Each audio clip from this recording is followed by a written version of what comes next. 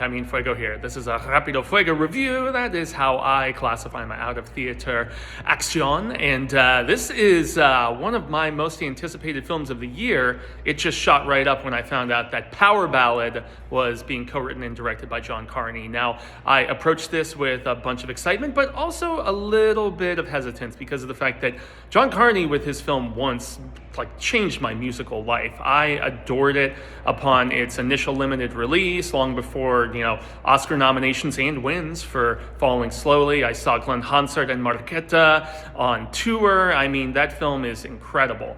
But then right after that, he did a very commercial film, big Hollywood stars and stuff in it. God, Adam Levine, ugh.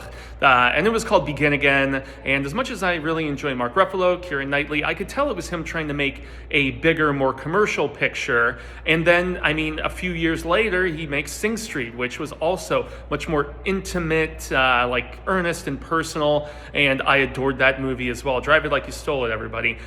And, I was kind of worried when I saw Paul Rudd and a Jonas brother were in this film that I might have kind of the Begin Again factor going down. And unfortunately, that's not to say I didn't like Power Ballad, because this is very light and fun and enjoyable, and it has a terrific concept. I mean, you're kind of a washed up musician in the case of Rick Power, Paul Rudd's character, but not so much washed up like in his personal life. He chose, getting married and having a child over pursuing his career. Very admirable thing that happens to a lot of musicians, actually.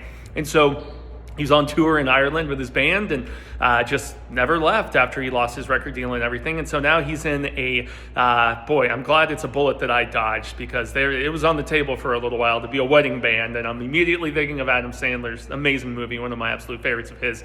And there is a bit of a wedding meltdown moment that reminded me of that movie in Power Ballad, because Rick Power is in this group called Bride and Groove. And so they're going out playing weddings and stuff, but he meets a washed up boy band guy played by Nick Jonas, who's acting is a little sketch in this for me. Paul Rudd is great. He's always endearing and wonderful, and he's done a lot of musical stuff, even in I Love You Man, and his film from last year about the friendship and everything. But in any event, so they kind of bond over drinks that night, and there's a song they're working on together that Paul Rudd's character Rick presents to the Jonas guy.